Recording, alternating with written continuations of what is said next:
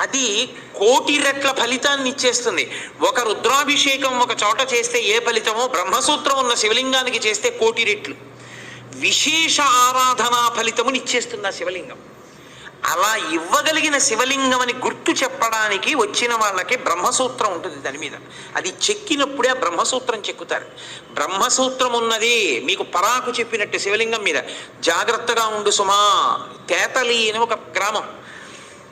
మహానుభావుడు రాజరాజ నరేంద్రుడు వెళ్ళిపోతుంటే ఒక పాము అడ్డొచ్చింది, వెళ్ళనివ్వాల సైన్యాన్ని. ఏమిటి ఇలా అడ్డొచ్చిందని చెప్పి తెల్లవారుదామున వెళ్ళి చూశాడు.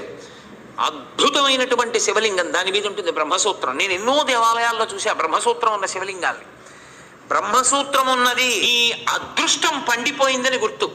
మీరక్కడికి వెళ్ళి అపచారం చేసినా అంతే, కోటి రెట్లే. మీరు అక్కడికి వెళ్ళి ఏమీ చేయలేదు, కూర్చొని శివ శివ శివ శివ అనుకుని వచ్చేశారు. శివ